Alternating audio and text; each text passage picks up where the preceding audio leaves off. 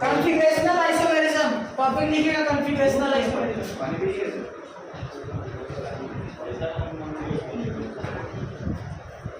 Configurational isomerism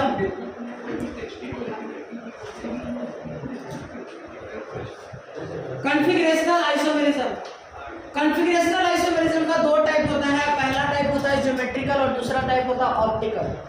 हमने बताया था कि हमने भी चैप्टर्स को आइसोमर को पढ़ लिया था। अगली 2 क्लास में आइसोमर भी हमारा समाप्त हो जाएगा। देन आफ्टर फिर हम लोग स्टार्ट करेंगे जनरल ऑर्गेनिक। क्या होता है डिफरेंट जो होता है वो ज्योमेट्री में होता है, यानी क्या बोल सकते हैं अरेंजमेंट ऑफ एटम में डिफरेंट होता है। हमने पिछले क्लास में देखा था कि कन्फॉर्मेशनल आइसोमेरिज्म जो होता है वो अराइज होता है ड्यू टू फ्री रोटेशन, और कॉन्फ़िगरेशनल आइसोमेरिज्म जो होगा वो अराइज होगा ड्यू टू रेस्ट्रिक्टेड रोटेशन। यानी रोटेशन कब रुकेगा मेरे दोस्त, अगर सिंगल बॉन्ड था तो घुमाना इजी था, लेकिन अगर डबल बॉन्ड आ जाएगा तो घुमाना क्या हो जाएगा, टफ हो जाएगा, यानी मुश्किल हो जाएगा। यानी जब जब बॉन्ड डबल होगा वहां पर कन्फॉर्मेशनल आइसोमेरिज्म फॉर्म होगा। हम यहाँ पर सीखेंगे आरएल कॉन्फ़िगरेशन, हम यहाँ पर सीखेंगे सिस और ट्रांस। आप लोगों ने कभी नोमेनक्लेचर का सवाल देखा होगा तो उसमें लिखा रहता है cis trans, Z methyl ethyl ऐसे करके लिखा रहता है, या सिन और एंटी करके लिखा रहता है। तो आज की कहानी में हम 3 चीजों को समझेंगे, that is syn anti, Z E और सिस और ट्रांस। ये 3 चीजों को समझने के बाद हमारा जो है geometrical isomerism, conformational isomerism 2 type का, जिसमें ज्योमेट्रिकल आइसोमेरिज्म में हमें ये सारी चीजों को आज चर्चा करेंगे और उसके बाद बचा हुआ पोर्शन जो है वो कल चर्चा करेंगे। ठीक है, तो लिखिएगा ज्योमेट्रिकल आइसोमेरिज्म, जियोमेट्रिकल आइसोमेरिज्म। देखिए ज्योमेट्रिकल आइसोमेरिज्म को बहुत ध्यान से समझेंगे। सबसे पहला कंडीशन क्या है कि मॉलिक्यूलर फार्मूला क्या होना चाहिए, मॉलिक्यूलर फार्मूला जो होना चाहिए वो होना चाहिए सेम। मॉलिक्यूलर फार्मूला क्या होना चाहिए, सेम होना चाहिए। दूसरा क्या है, आईयूपीएसी भी जो होना चाहिए वो भी सेम होना चाहिए। ये 2 कंडीशन अगर सेम होता है तो कंपाउंड जो होता है वो स्टीरियो आइसोमर शो करता है। ठीक है, उसके बाद हमने देखा कन्फॉर्मेशनल और configurational is a type of stereo isomerism. Stereo isomerism के अंदर में ज्योमेट्रिकल आइसोमेरिज्म है। तो लिखिएगा those isomer which arises, those isomer which arises, देखिए those isomer, ज्योमेट्रिकल का डेफिनेशन लिखा है, those isomer which arises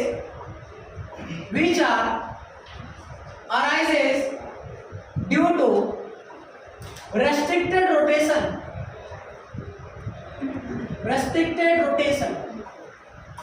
यानी रोटेशन में क्या होगा, रोटेशन रेस्ट्रिक्टेड रोटेशन, यानी रोटेशन में रेस्ट्रिक्टेड लगा रहेगा। जैसे मेरे स्टूडेंट यहां पर लिखा सी डबल बॉन्ड सी, जैसे पिछले दिन हमने अभिजीत को जिस तरह घुमाया था वो घूम गया, लेकिन अगर आपकी बार घुमाएंगे तो वो नहीं घूमेगा, क्योंकि उसके बाद आपकी बार उसका बॉन्ड जो होगा वो ब्रेक हो जाएगा, घूम ही नहीं पाएगा। तो ज्योमेट्रिकल आइसोमेरिज्म के लिए कंडीशन क्या क्या है समझेंगे। जैसा हमने लिखा सी और सी, तो यहाँ पर लिखते हैं एक्स, यहाँ पर लिखते हैं वाई, यहाँ लिखते हैं जेड और यहाँ लिखते हैं डब्ल्यू। तो ज्योमेट्रिकल आइसोमेरिज्म के लिए हर एक आइसोमर का कुछ ना कुछ कंडीशन होता है। तो जो कंडीशन है वो क्या है, कंडीशन फॉर ज्योमेट्रिकल आइसोमेरिज्म पहला कंडीशन है कि एक्स बराबर जो होना चाहिए वो वाई नहीं होना चाहिए, और जेड बराबर जो है वो डब्ल्यू नहीं होना चाहिए। यानी एक्स वाई के बराबर नहीं होगा और जेड डब्ल्यू के बराबर नहीं होगा। और दूसरा कंडीशन क्या है, दूसरा कंडीशन है कि रोटेशन एब्सेंट होना चाहिए। रोटेशन क्या होना चाहिए, एब्सेंट होना चाहिए। पहला कंडीशन है कि एक्स जो होगा वो वाई के बराबर नहीं होना चाहिए।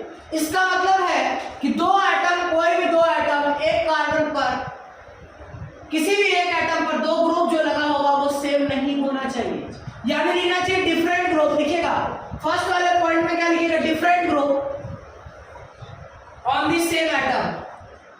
फर्स्ट पॉइंट में लिखिएगा different group on the same atom. Same atom पर जो ग्रुप लगा होना चाहिए वो डिफरेंट होना चाहिए। Different group on the same atom. पहला पॉइंट कंडीशन में पहला पॉइंट जो लिखवाया उसमें x बराबर जो y और z बराबर w नहीं है, इसका मतलब क्या है? Different group on the same atom. तीसरा कंडीशन क्या होना चाहिए मेरे दोस्त? तीसरा कंडीशन होना चाहिए lie on the same plane. लिखिएगा lie on the same plane. तीसरा कंडीशन में लिखिएगा lie on the same plane, lie on the same plane, यानी सेम प्लेन पर लाई करना चाहिए। इसका मतलब क्या है मेरे दोस्त? इसका मतलब है कि इलेक्ट्रॉन का हाइब्रिडाइजेशन जो होना चाहिए वो एटम का सेम होना चाहिए। कौन से देखो, इस कार्बन का हाइब्रिडाइजेशन देखेंगे 1 सिग्मा 2 सिग्मा 3 सिग्मा यानी sp2। इस कार्बन को देखेंगे 1 सिग्मा 2 सिग्मा 3 सिग्मा sp2, यानी दोनों का sp2 हाइब्रिडाइजेशन है, यानी दोनों एटम का हाइब्रिडाइजेशन सेम है। तो ज्योमेट्रिकल आइसोमर तब होगा जब दोनों एटम किसी भी एक एटम पर क्या लिखा कि किसी भी एक एटम पर दो जो ग्रुप लगा हो वो डिफरेंट होना चाहिए। तो सर इस एटम पे x और y डिफरेंट होना चाहिए और इस एटम पे z और w डिफरेंट होना चाहिए। हो सकता है कि z जो है वो x के बराबर हो जाए, नहीं भी हो सकता है, लेकिन ये वाला ग्रुप इसके बराबर हो सकता है, चल जाएगा।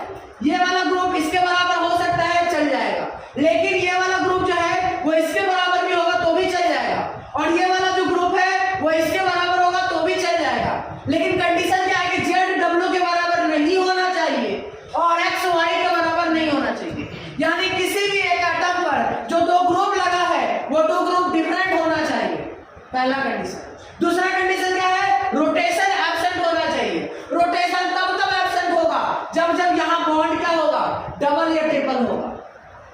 लेकिन हम डबल की बात करेंगे क्योंकि ट्रिपल में एक एटम पर दो ग्रुप नहीं लगा होगा, इसीलिए याद रखना हम डबल बॉन्ड की बात कर रहे हैं। जहां पर भी डबल बॉन्ड दिखेगा उसका मतलब क्या है? रोटेशन एब्सेंट है। पहला कंडीशन क्या है कि किसी भी एक एटम पर सेम ग्रुप लगा हुआ नहीं होना चाहिए। दूसरा कंडीशन क्या है? रोटेशन एब्सेंट होना चाहिए। और तीसरा कंडीशन क्या है कि दोनों का प्लेन जो होना चाहिए वो सेम होना चाहिए, यानी दोनों का हाइब्रिडाइजेशन जो होना चाहिए वो सेम होना चाहिए। नोट करिए। अब कहां एग्जिबिट करता है जरा ध्यान से समझिएगा।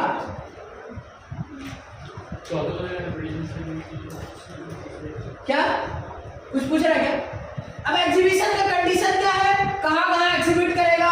कार्बन डबल बॉन्ड कार्बन में, कार्बन डबल बॉन्ड ऑक्सीजन में एग्जिबिट करेगा, कार्बन डबल बॉन्ड नाइट्रोजन में एग्जिबिट करेगा, और नाइट्रोजन डबल बॉन्ड नाइट्रोजन में एग्जिबिट करेगा। नाइट्रोजन डबल बॉन्ड ऑक्सीजन में, नाइट्रोजन डबल बॉन्ड ऑक्सीजन में करेगा। एक काम करो, नाइट्रोजन डबल बॉन्ड ऑक्सीजन मत लिखो, लिखो यहाँ पर carbon double bond carbon, carbon double bond oxygen, carbon double bond oxygen, और ऑक्सीजन पे एक H लगा होगा।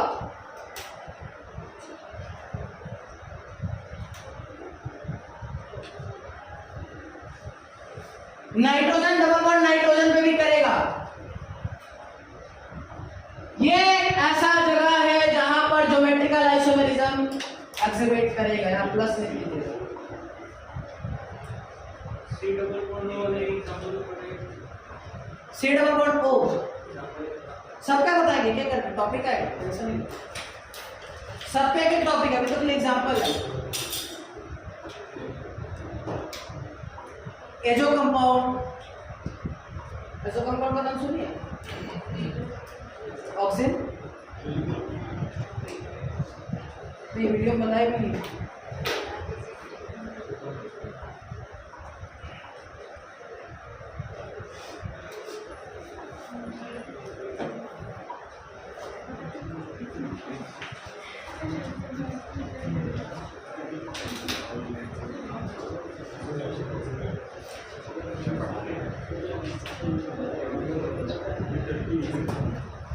एक आपको ऐसा भी केस समझना है, जरा ध्यान समझिएगा।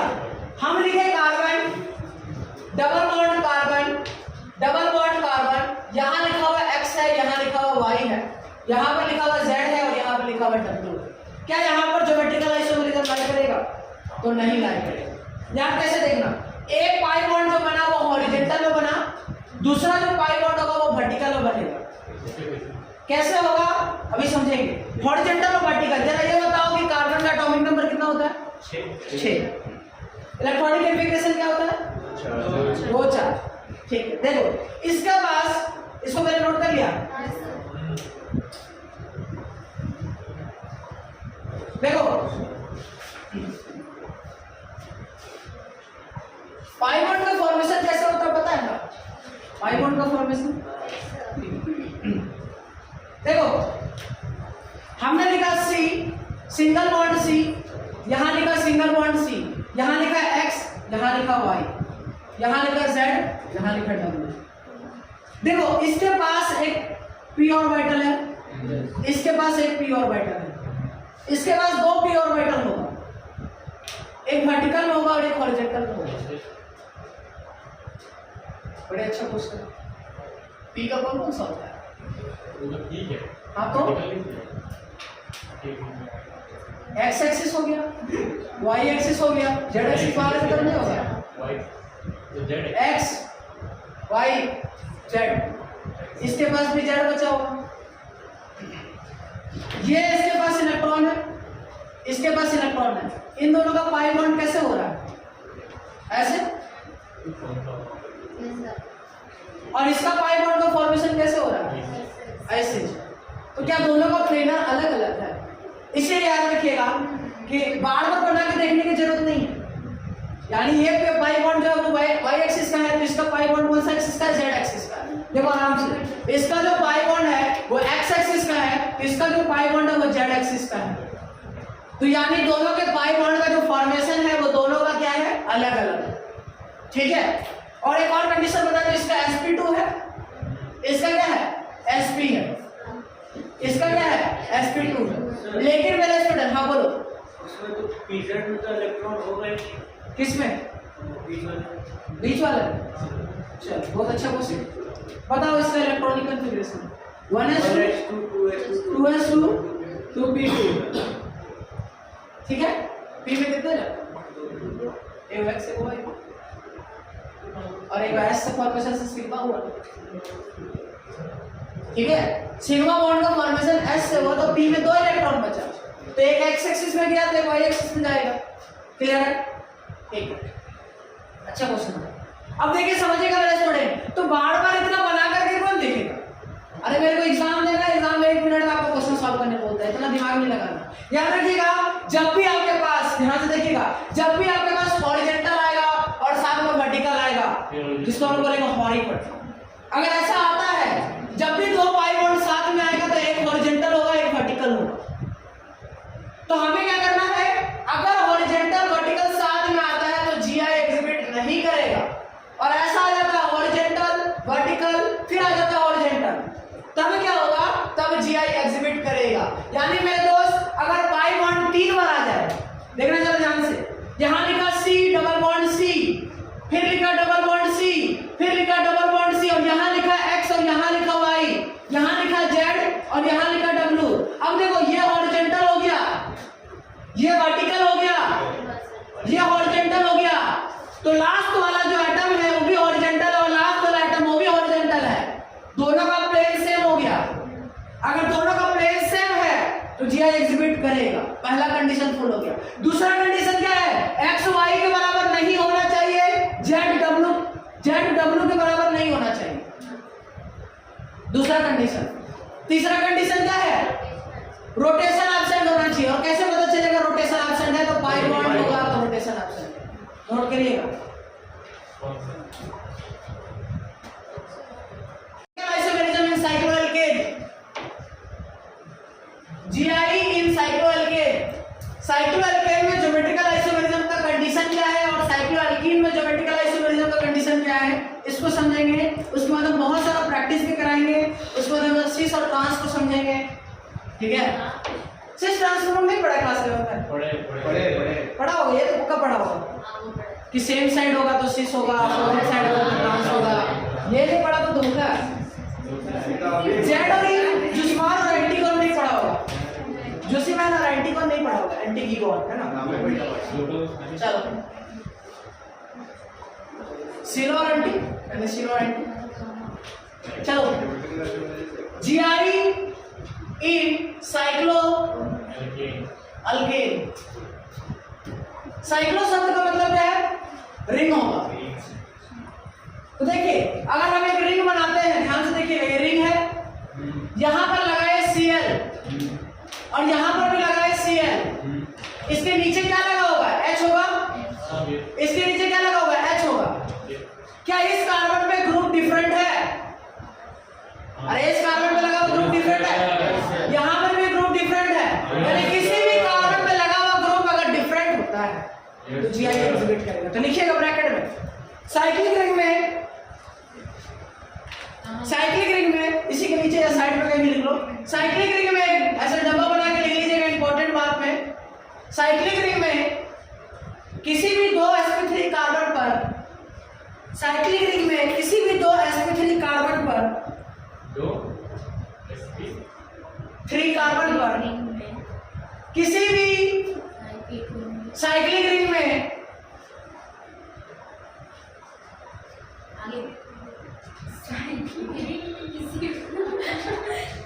साइक्लिक रिंग में किसी भी दो sp3, देखिए ना, वो तो करेक्शन कर लो उसको, किसी भी दो, क्या लिखिए, हम कहना चाह रहे साइक्लिक रिंग में किसी भी दो sp3 कार्बन पर डिफरेंट ग्रुप हो, देन सो किसी भी, पहले लिखना साइक्लिक रिंग में किसी भी दो sp3 कार्बन पर दो डिफरेंट ग्रुप हो या डिफरेंट ग्रुप हो, then so GI, then so GI.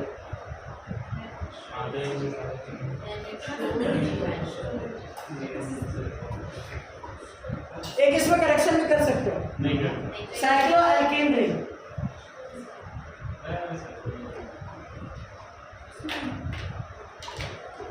किसी भी, हो गया ना? क्या लिखा? साइक्लिक रिंग में, साइक्लो अल्केन रिंग या साइक्लिक रिंग में किसी भी दो कार्बन sp3 कार्बन क्या होना चाहिए? देखो इस कार्बन, अब हमने जो लिखाया, क्या लिखाया? साइक्लिक रिंग में, ध्यान समझो, साइक्लिक रिंग में किसी भी दो कार्बन, कोई भी रैंडम दो कार्बन उठाओ, हमने ये कार्बन उठाया और ये कार्बन उठाया, कंडीशन क्या है? sp3 होना चाहिए। अगर साइक्लो एल्केन नहीं लिखा तो भी काम चल जाएगा, क्यों? क्योंकि अगर एल्केन होगा तभी sp3 होगा, एल्कीन आ गया तो sp3 हो नहीं सकता। यानी किसी भी दो कार्बन पर अगर हाइब्रिडेशन sp3 आता है और साथ में क्या आता है? डिफरेंट डिफरेंट ग्रुप लगा रहता है, तो क्या होता है? ज्योमेट्रिकल आइसोमेरिज्म शो करेगा।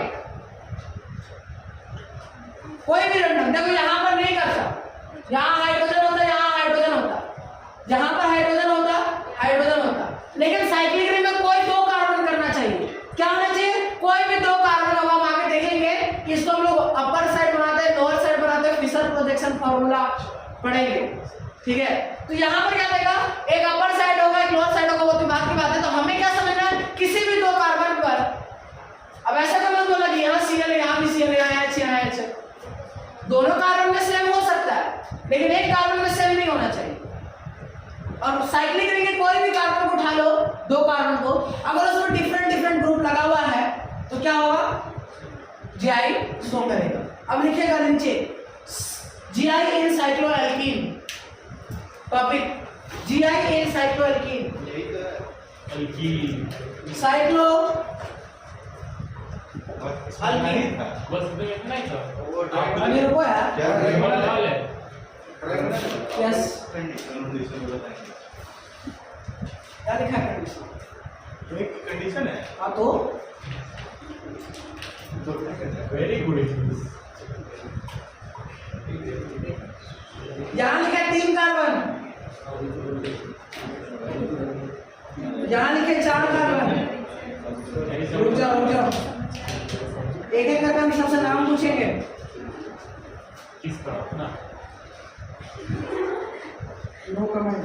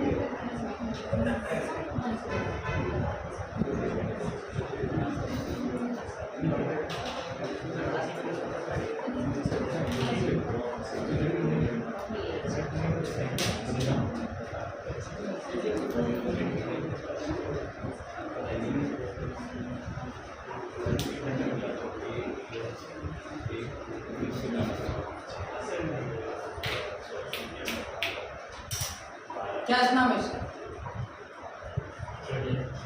रुक जाओ।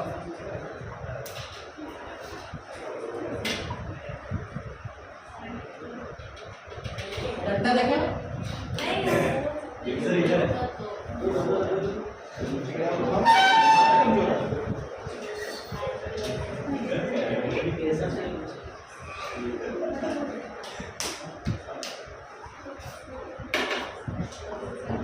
ये बता।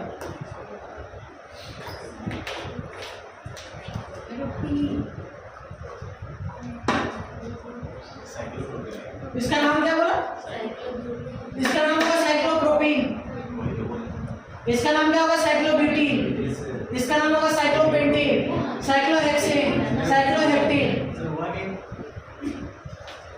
ये सब नहीं बता पा रहा है। क्या नाम है तुम्हारा? शारदा बोल देता, नोमेनक्लेचर नहीं आता सर हम बोले थे बट क्या बोलते हो गया। हैं? ठीक है, मतलब हमको ट्रस्ट करने की जरूरत नहीं, अपने बता देते हैं। देखिए बेटा स्टूडेंट, अगर 7 मेंबर तक रिंग होगा, कितना मेंबर का रिंग होगा? 7 तक, तब तक जीआई शो नहीं होगा। क्या बोले दोबारा बोले? 7 मेंबर तक अगर एल्कीन का रिंग है उसमें जीआई शो नहीं होगा। मतलब एक्टिव सोचना ही नहीं है, होगा ही नहीं। 7 मेंबर तक, 7 मेंबर के बाद होगा। इसके नीचे तक लिखेगा, इसके नीचे अगर जगह है या इसके नीचे भी जगह है तो ही लिखेगा।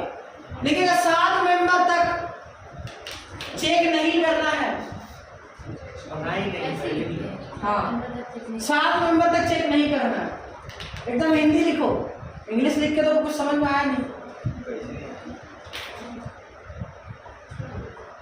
7 मेंबर तक चेक नहीं करना है, यानी 7 मेंबर तक जीआई होगा ही नहीं। 1 2 3 4 5, यहाँ पर 3 है, 4 है, 5 है, 6 है, 7 है, यानी इन पांचों ड्राइंग में जीआई शो नहीं होगा। 3 मेंबर का रिंग, 4 मेंबर का रिंग और 5 मेंबर का रिंग और 6 मेंबर का रिंग और 7 मेंबर का रिंग। लिख लो, 7 मेंबर के रिंग तक जीआई शो नहीं होगा। 7 मेंबर के रिंग तक जीआई शो नहीं होगा। 7 के बाद कितना भी मेंबर का रिंग हो, जीआई शो होगा। जैसे मेरे स्टूडेंट यहाँ पर लिखा है, मेंबर में कितना रिंग है इस रिंग में? 1 2 3 4 5 6 7 8 9 10 11। 2 टेक कैसे चेक करेंगे? चेक करने का तरीका क्या है कि जहां पर डबल बॉन्ड होगा, जहां पर डबल बॉन्ड होगा वहां पर कवर करेंगे। क्या करेंगे? इसको हमने ऐसे करके ऐसे पैक किया, जरा देखो तो।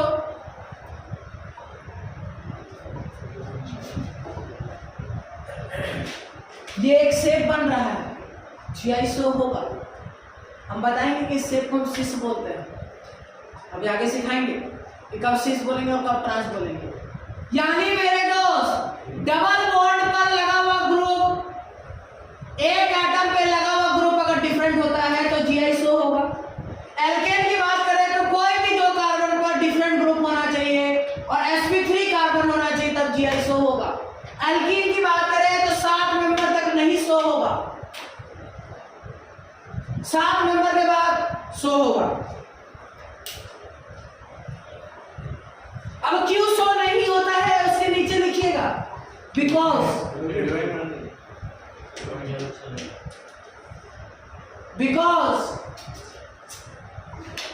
बिकॉज ट्रांसफॉर्म एग्जिबिट नहीं करता है, बिकॉज ट्रांसफॉर्म एग्जिबिट नहीं करता है, सिर्फ और सिर्फ सिस फॉर्म करता है। क्या क्या क्या 7 मेंबर रिंग तक जीआई शो क्यों नहीं होता है? बिकॉज ट्रांसफॉर्म TRANS ट्रांस उसको फॉर्म एग्जिबिट नहीं करता है। ट्रांसफॉर्म एग्जिबिट नहीं करता है, क्या लिख सकते हो? ट्रांसफॉर्म नहीं होता है, ट्रांसफॉर्म नहीं होता है, सिर्फ सिस होता है। अब ट्रांस और सिस क्या होता है अभी हम बताएंगे, डिटेल्स चर्चा करेंगे ट्रांस और सिस का कैसे है। हाँ हाँ, दोनों फॉर्म होना चाहिए। देखो अगर हम चर्चा करें तो यहां पर देखो तो जरा ध्यान से गौर से, ये कैसा शेप बन रहा है? यू शेप बन रहा है। ये कैसा शेप बन रहा है? यू शेप बन रहा है। ये कैसा शेप बन रहा है? यू शेप बन रहा है। ये कैसा शेप बन रहा है? यू शेप बन रहा है। ये कैसा शेप बन रहा है?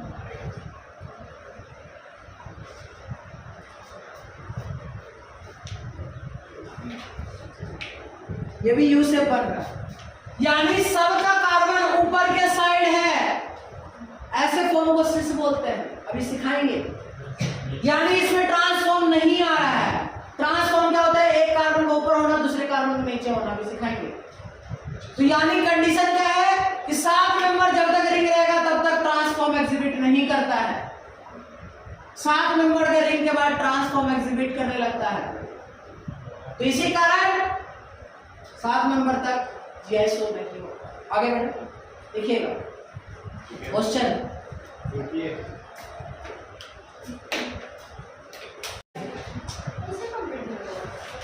How many location will show GI। देखिएगा मेरे स्टूडेंट, हम पहला नंबर क्वेश्चन लिखेंगे। ये भी बताना है कि कंपाउंड जीआई शो करेगा कि नहीं करेगा और कितने लोकेशन में करेगा, इसको हमको बताना है। यानी कोई सा भी कंपाउंड अगर जीआई शो करेगा उसके लिए कंडीशन क्या है? हर 2 एटम पर जो होना चाहिए वो, अगर ओपन चेन है तो रिस्ट्रिक्टेड लोकेशन होना चाहिए। पहला क्वेश्चन,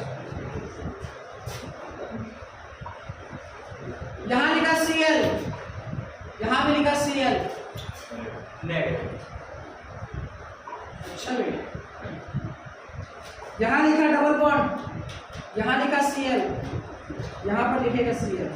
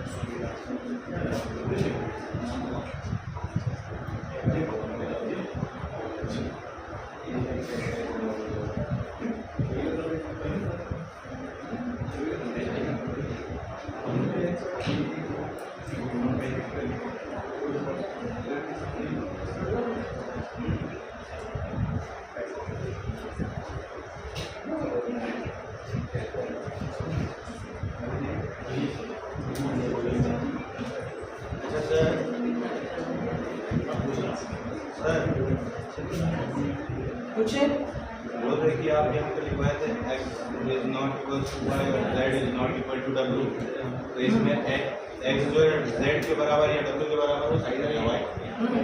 अलग अलग एटम में ग्रुप सेम हो सकता है। ठीक है, बातचीत बंद करो ना, नोट करो, सवाल बताओ क्या है।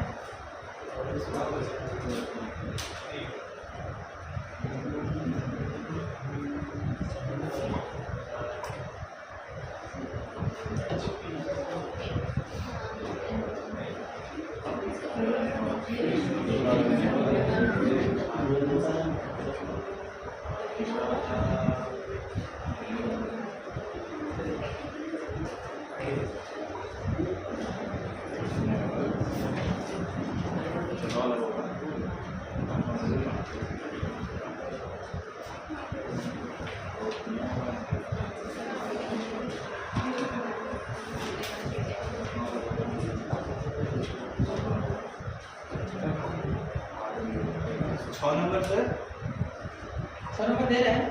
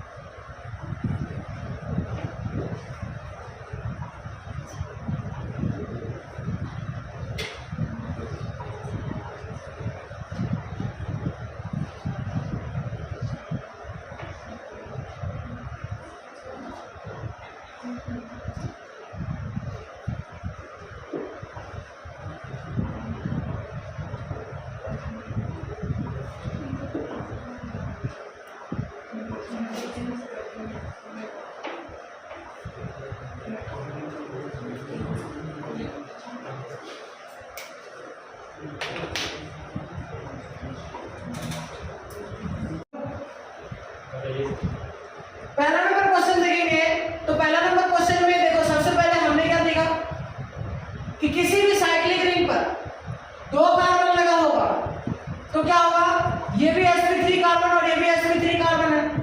इस पे क्या होगा, साइक्लिक रिंग का कोई भी 2 कार्बन sp3 अगर होता है और उस पे हाइड्रोजन लगा हुआ है, डिफरेंट डिफरेंट ग्रुप है, इस पे हाइड्रोजन क्लोरीन है, इस पे भी हाइड्रोजन क्लोरीन है, किसी भी साइक्लिक रिंग पर 2 sp3 कार्बन पर डिफरेंट डिफरेंट ग्रुप लगा होता है तो GI एग्जिबिट करेगा, यानी ये तो करेगा। और किस पोर्शन में करेगा, लिमिटिंग लगाते चलना है, यानी ये वाला जो है ये GI एग्जिबिट करेगा। आगे बढ़ते नेक्स्ट सवाल लेंगे तो हमें पता है कि किसी भी 2 sp3 कार्बन पर देखो यहाँ पर GI एग्जिबिट नहीं करेगा, सीधी सी बात है, क्योंकि हमने सीखा कि 4 कार्बन के रिंग में नहीं करता है, लेकिन ये कार्बन पर हाइड्रोजन है और ये कार्बन पर हाइड्रोजन है, तो ये वाला कार्बन GI एग्जिबिट करेगा।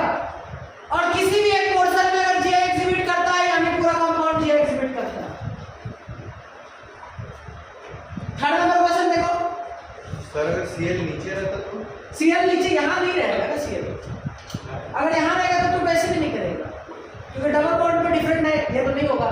ठीक है, चलो यहाँ देखो फोर्थ नंबर क्वेश्चन में समझो। फोर्थ नंबर क्वेश्चन में देखेंगे ये डबल बॉन्ड पर देखो बाहर से ऊपर लगा हुआ कंपाउंड क्या है, 1 कार्बन 2 कार्बन, नीचे लगा हुआ कंपाउंड अलग है कि सेम है? सर यहाँ पर तो इसमें Br ब्रांच जुड़ा हुआ है लेकिन इसमें ब्रांच जुड़ा हुआ नहीं है, यानी दोनों कंपाउंड अलग अलग है। अगर वहां से बात करें तो ये क्वेश्चन और ये क्वेश्चन बिल्कुल ही सेम है, बस कंडीशन क्या है कि इसमें साइक्लिक रिंग बना है, इस पोर्शन पर GI एग्जिबिट करेगा, यानी कंपाउंड GI एग्जिबिट करेगा किसी भी कंपाउंड पर। कैसे, इस कार्बन में क्या लगा Br और H, इस कंपाउंड में ऊपर देखो तो क्या लगा सिर्फ मीथेन और नीचे क्या लगा हुआ ब्रोमोथेन, यानी कंपाउंड में लगा हुआ ग्रुप क्या है, डिफरेंट। क्लियर है? अच्छा, ये देखो ये वाला है। सिमिलरली इसमें देखेंगे दौड़ को यहाँ से साइक्लिक रिंग है, किसी भी यहाँ पर क्या लगा हुआ कार्बन, यहाँ क्या होगा हाइड्रोजन, यहाँ होगा हाइड्रोजन, यहाँ कार्बन, ये कार्बन है या हाइड्रोजन है, कार्बन है यानी करेगा। अगला क्वेश्चन नंबर 7 जो कि इसको हम लोग एजो कंपाउंड बोलते हैं, ध्यान रखिएगा अभी हम लोग पढ़ेंगे एजो कंपाउंड। इस नाइट्रोजन पर एक ऊपर लोन पेयर है, नीचे आ रहा है, इस नाइट्रोजन के ऊपर लोन पेयर और नीचे आ रहा है, क्या डिफरेंट ग्रुप है? एक किसी भी एटम पर दो डिफरेंट ग्रुप लगा होगा तो कंपाउंड ये एग्जिबिट करेगा। यस, क्लियर है? चलिए क्वेश्चन नंबर 8 देखिए, ये भी साइक्लिक रिंग है और किसी भी साइक्लिक रिंग पर दो कार्बन पर डिफरेंट ग्रुप लगा होता है तो ये एग्जिबिट करेगा। क्वेश्चन नंबर 8 में 6 में भी करेगा। क्वेश्चन नंबर 6 और क्वेश्चन नंबर 8 जो है वो बिल्कुल सेम है। यहां देखिए इसमें भी अब ये वाला जो कंपाउंड है वो एजो कंपाउंड की तरह देखते हैं, लोन पेयर ऊपर है, नीचे क्या है OH है, यहां CH3 है, यहां H है, एक कार्बन पर दो डिफरेंट ग्रुप लगा होगा तो जी एग्जिबिट करेगा। नीचे देखो, यहां पर देखो, यहां पर इथेन लगा हुआ है, यहां पर ब्रोमो इथेन लगा हुआ है, ग्रुप डिफरेंट है ना। इधर देखो ब्रोमो इधर है, इधर H है, इसे एग्जिबिट करेंगे। जस्ट यानी हमारे पास जितना भी क्वेश्चन कराए इनडायरेक्टली देखा जाए तो क्वेश्चन सबसे। अब ये वाला पोर्शन देखो, इसमें बताना है कि नंबर ऑफ, देखिए सब में तो लोकेशन की बात करें तो इसमें एक है, इसमें एक है, सब में एक ही है। लेकिन मेरे दोस्त इस क्वेश्चन को गौर से देखो, ये क्वेश्चन में इस कार्बन के पास कौन कौन सा ग्रुप है? H है और नीचे H है, यानी दोनों सेम हो गया, यानी ये पोर्शन जी एग्जिबिट नहीं करेगा। ये वाला पोर्शन को गौर से देखिएगा, यहाँ पर ऊपर में लगा हुआ अलग ग्रुप है और नीचे लगा हुआ हाइड्रोजन है। इस कंपाउंड को देखो, इधर हाइड्रोजन है और इधर अलग ग्रुप लगा हुआ है, इतना बड़ा ग्रुप लगा हुआ है इस कार्बन में, यानी ये पोर्शन में करेगा। इस पोर्शन में देखोगे जहां पर हाइड्रोजन है पूरा का पूरा है और ये दोनों करेगा, और इधर भी देखो तो करेगा। अब बच्चा फंस जाता है, बच्चा फ्लो में बोलता है सर एक कोर्स एक और दो आंसर होगा, तीनों में एक बोल रहा है क्या? तीन होगा, इसमें भी तो करेगा। करेगा क्या बोल रहा है? करेगा लास्ट वाला साइकिल वाला नहीं करेगा। ठीक है, यहाँ पर CL कर लो, यहाँ CL कर लो, अब करेगा। क्यों? क्योंकि देखो इसमें क्या लगा हुआ? हाइड्रोजन क्लोरीन, और इसमें क्या लगा हुआ? हाइड्रोजन और पूरा का पूरा विचार ग्रुप लगा हुआ, यानी अगर मैं क्लोरीन लगा दे तो पोर्शन कितना हो जाएगा? 1 2 और 3। क्लियर है? तो जी चलो नोट करो। Configuration of GI, configuration of GI।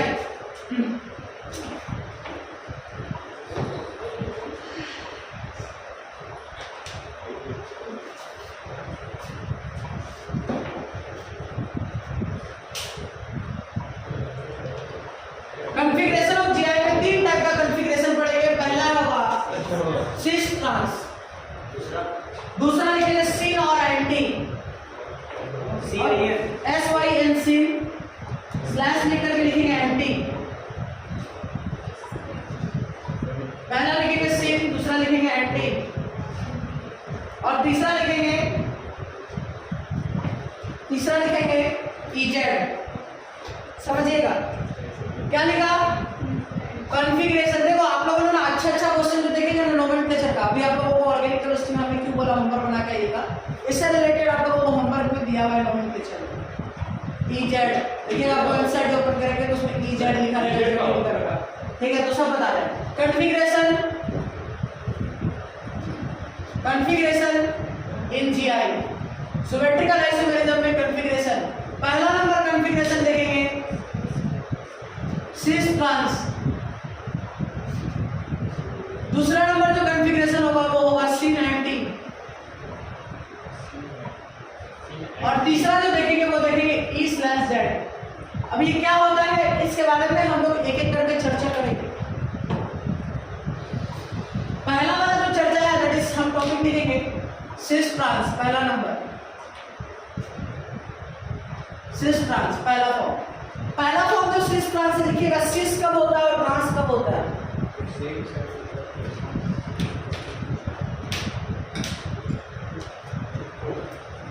देखिएगा सिस का मतलब if any two same atom,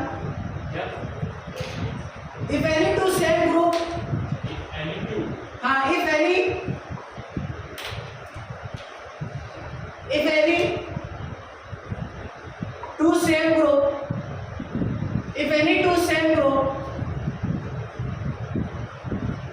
If any two same group present in same site of different atom. If any two same group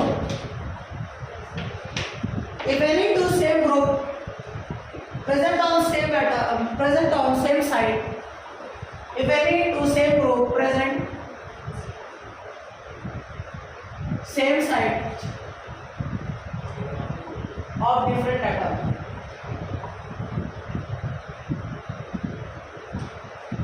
किसी भी दो डिफरेंट एटम पर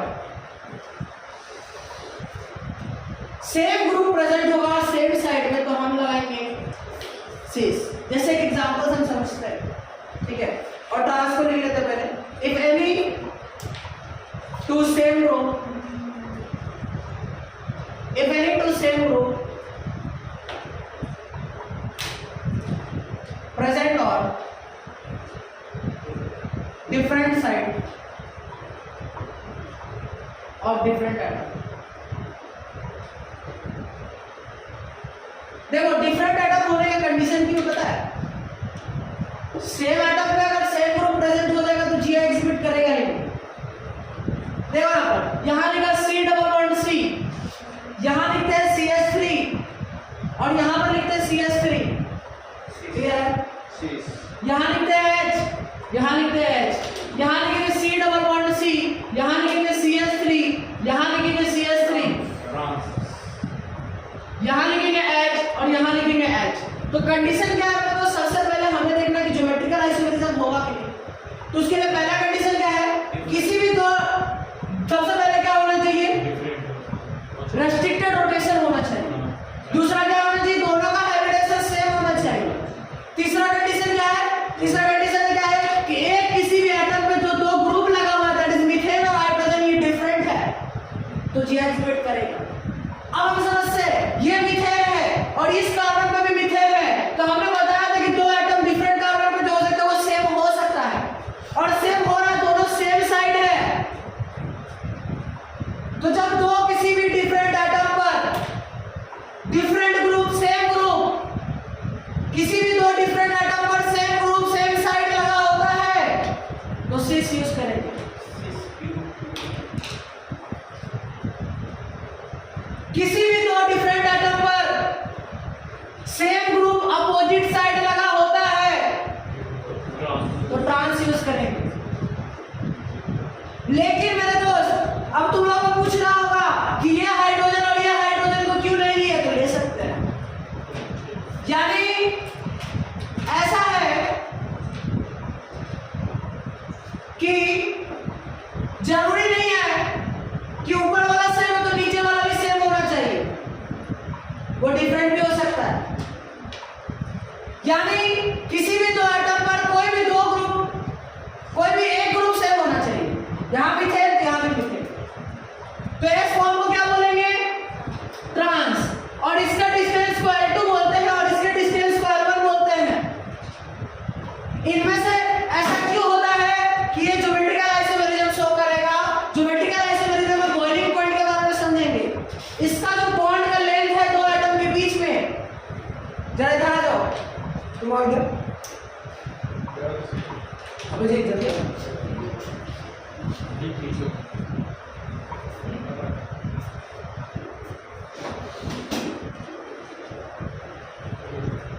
ये अभिजीत है, इसका दो हाथ है,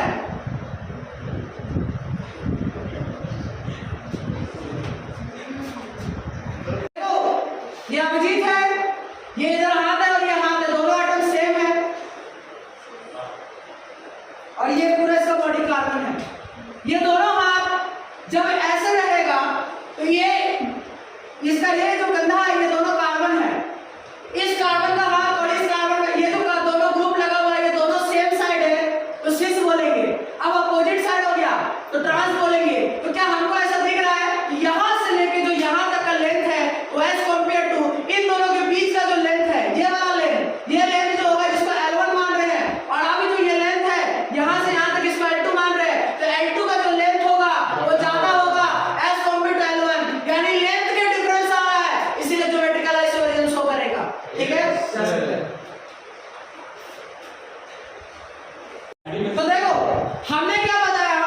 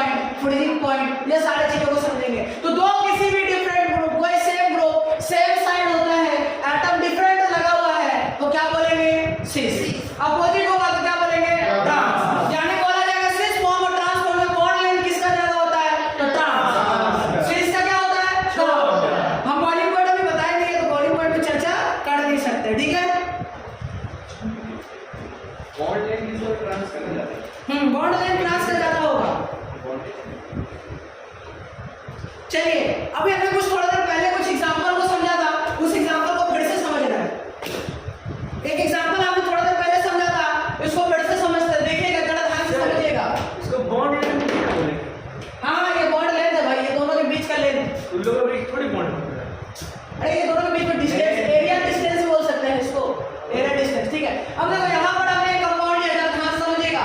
ये हो गया 1 2 3, अरे 1 2 3 4 5 6 7 8।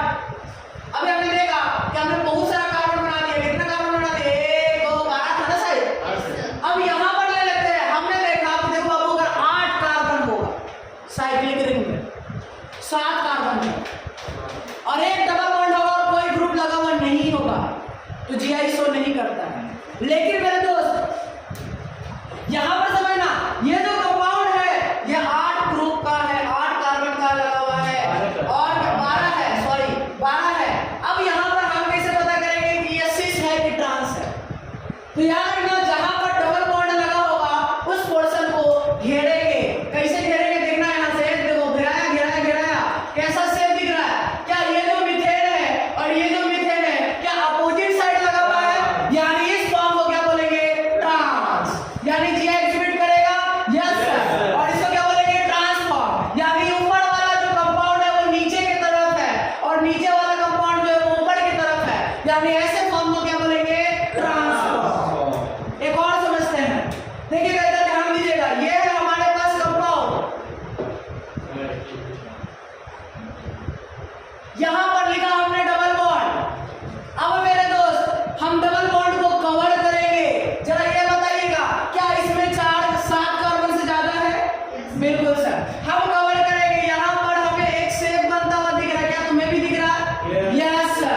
किस टाइप का शेप है? ये वाला जो है यू शेप आ रहा है।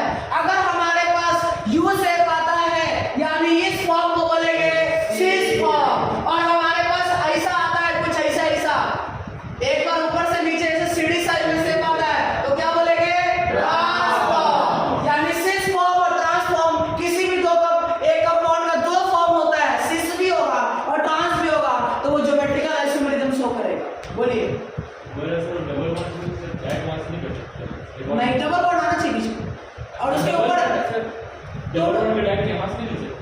यहाँ से इसको लेके तो नहीं, तो फिर नहीं ले सकते। यहाँ से डबल बॉन्ड के बगल वाला ग्रुप दोनों साइड वाला होना चाहिए।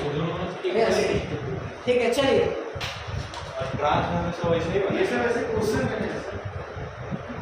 तो पहचाने का तरीका वही है। ट्रांस में हमेशा वैसे ही बनेगा सीढ़ी। हाँ, सीढ़ी।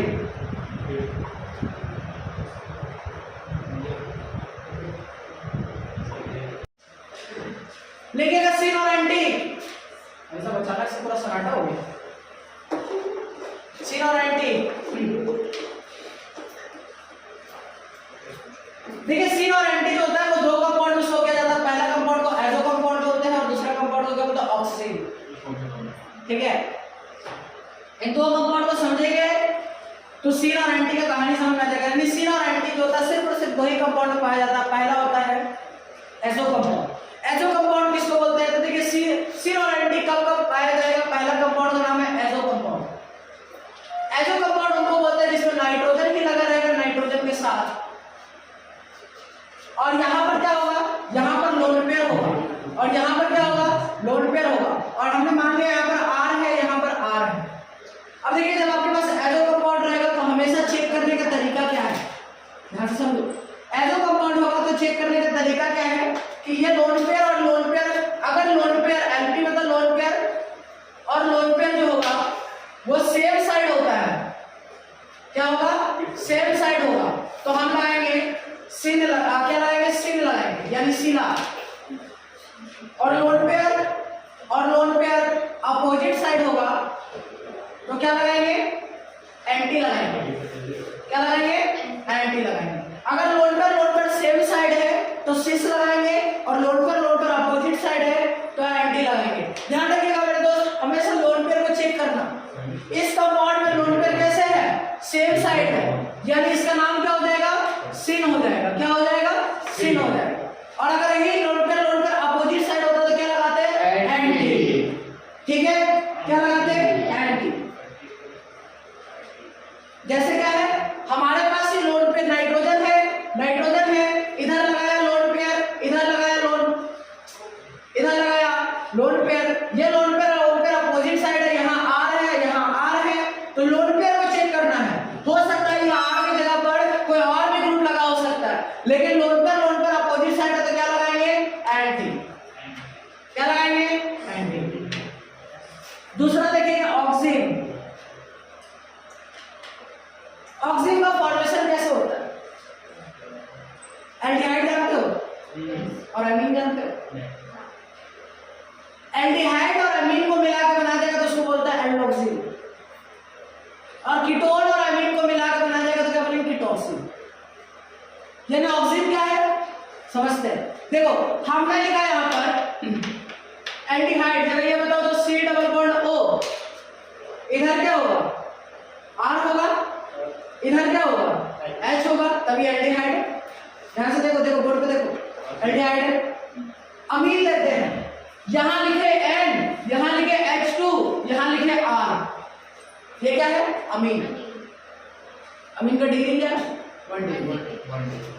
अब क्या करेंगे, जब इन दोनों का रिएक्शन कराते हैं तो होता क्या है, यहां से H2O पानी निकल जाता है, यानी क्या हो जाएगा? इसका जो रिजल्ट निकल कर आएगा इसको क्या बोलेंगे? रिजल्ट जो निकल के आएगा वो हो जाएगा C, इधर हो जाएगा R, नीचे हो जाएगा H। क्लियर है? यहाँ डबल बॉन्ड नाइट्रोजन हो जाएगा और यहाँ पर क्या आ जाएगा? नाइट्रोजन के ऊपर में एक लोन पेयर होगा और नीचे क्या आ जाएगा? R। क्लियर है? यानी ऐसे कंपाउंड जिसमें कार्बन डबल बॉन्ड नाइट्रोजन रहेगा उस कंपाउंड को क्या बोलते हैं? ऑक्सीन। क्या बोलेंगे? ऑक्सीन। यहां से H2O निकल गया साइड में, ठीक है ना? यानी एल्डिहाइड और अमीन, यहाँ एक काम करो, अमीन हाइड्रोक्सियल अमीन, सॉरी हाइड्रोक्सियल अमीन लिखो, तब हाइड्रोक्सियल अमीन क्या लिखेंगे? हाइड्रोक्सियल अमीन। तो यहाँ पर क्या आ जाएगा? OH। ऐसा कंपाउंड को क्या बोलते हैं? ऑक्सीन। क्या बोलेंगे? ऑक्सीन। यानी इसको क्या बोलते हैं? हाइड्रोक्सियल अमीन। क्या बोलेंगे? देखो ये हो गया क्या? एल्डिहाइड, और ये क्या हो गया? हाइड्रोक्सियल अमीन। हाइड्रोक्सियल अमीन। तो हाइड्रोक्सियल अमीन और एल्डिहाइड को मिलाने पर जो कंपाउंड का फॉर्मेशन होता है उसको क्या बोलते हैं? ऑक्सीन। क्या बोलेंगे? ऑक्सीन। तो ऑक्सीन में कैसे पहचानेंगे? तो ऑक्सीन में पहचानने का तरीका है कि हमेशा जब भी ऑक्सीन आएगा तो यहाँ पर H है और यहाँ पर OH है, तो ऑक्सीन में लिखेगा H और OH, H और OH। अगर तुम्हारा सेम साइड होता है, क्या होता है? Same side. या हमारे पास केस आएगा H और OH अपोजिट साइड होगा। क्या होगा? अपोजिट साइड होगा। H और OH अगर सेम साइड होता है तो हम यूज करेंगे क्या? सिन। और अपोजिट साइड होगा तो क्या यूज करेंगे? एंटी। यानी मेरे दोस्त सिन और एंटी फॉर्म कहां लगता है? तो पहला लगता है एजो कंपाउंड में और दूसरा लगेगा ऑक्सीन में। इसको छोड़कर कहीं नहीं लगेगा। हम कैसे पहचानेंगे कि कोई कंपाउंड ऑक्सीन है या एजो है? तो एजो में क्या होता है? नाइट्रोजन डबल बॉन्ड नाइट्रोजन रहेगा, और ऑक्सीन में क्या होगा? C डबल बॉन्ड क्या रहेगा? C डबल बॉन्ड N रहेगा, और N में क्या लगा रहेगा? OH लगा रहेगा। क्लियर है? तो ऐसे कंपाउंड को क्या बोलते हैं? ऑक्सीन। नोट करिए। आगे देखो, यहां पर लिखा C डबल बॉन्ड N, क्या लिखा? C double bond N। यहां लिखा लोन पेयर, यहां लिखा OH, यहां पर लिखा C, यहां लिखा PH। तो मेरे स्टूडेंट इस टाइप के सवाल में ये सबसे पहले समझो ये किस फॉर्म है। इस फॉर्म को क्या बोलते हैं? इस फॉर्म को बोलते हैं ऑक्सीन। कैसे पता चलेगा? C और डबल बॉन्ड N रहेगा और उस पे लगा रहेगा OH। अब H और OH का देखिएगा, यहाँ पर H होगा, यहाँ पर H है और यहाँ पर OH है, दोनों का पोजीशन सेम है, तो इस फॉर्म को क्या बोलेंगे? सेम। यानी दोनों एक डायरेक्शन में, तो क्या हो गया? सेम। क्लियर है? कोई दिक्कत? यहाँ पर हम एक और चीज समझते हैं। अब देखिए, मान लिया हमारे एग्जाम में आ जाए ऐसा कुछ C डबल बॉन्ड N, गौर से देखो C डबल बॉन्ड N आ गया। अगर हम मान लेते हैं यहां पर लिख दिया ET और यहां पर लिख दिया CH3, यहां लिख दिया नोट पेयर और यहां लिख दिया OH, ये भी ऑक्सीन फॉर्म है। अब ये कीटोक्सिन हो गया, तो कीटोक्सिन में क्या करेंगे? गौर से देखो यहाँ पर, अगर हमें पता है कि ये OH है लेकिन हमें तो ऐसे नहीं दिख रहा ना सर, हाँ, तो हम किसी एक ग्रुप को फिक्स करके मानते। देखो अगर ये OH और ये CH3 को अगर हम मान रहे हैं तो अपोजिट साइड होना, तो OH के रिस्पेक्ट में क्या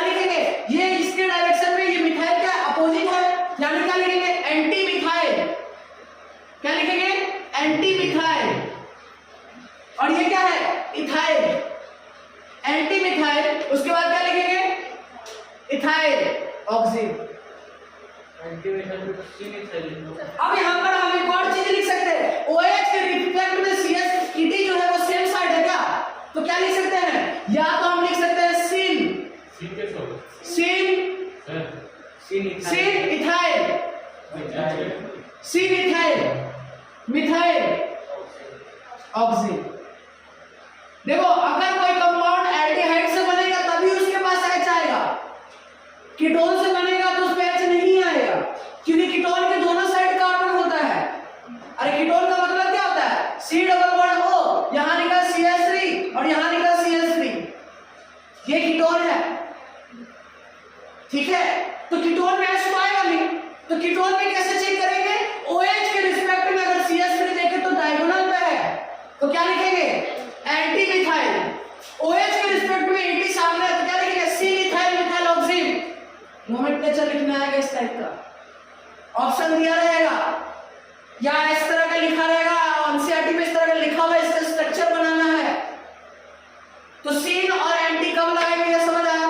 ऑक्सीन का मतलब क्या है? ऑक्सीन का मतलब है carbon double bond nitrogen, nitrogen में क्या होगा? OH लगा होगा, और OH के रिस्पेक्ट में अगर मिथाइल अपोजिट डायगोनल में है तो क्या लिखेंगे? Anti methyl. OH सामने है तो क्या लिखेंगे? सिन इथाइल। अगर सिन एंटी मिथाइल लिखे सिन इथाइल लिखे तो काम बन गया। एक और क्वेश्चन करें, चलो इसको लिखने के लिए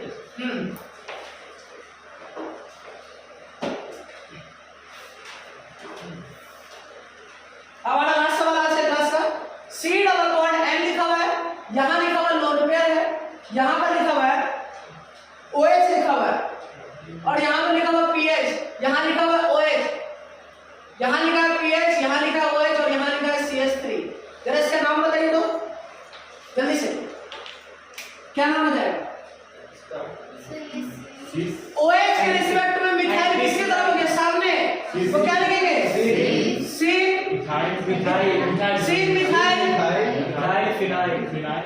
मिथाइल लिखी है, फिर क्या लिखेगा? Phenyl oxygen. यहां हम एक और नाम क्या लिख सकते हैं? Anti phenyl. एंटी फिनाइल दोनों ही होगा, और लिखेंगे या तो दोनों में से कोई एक भी, दोनों ही लिख सकता है। Anti phenyl methyl oxygen.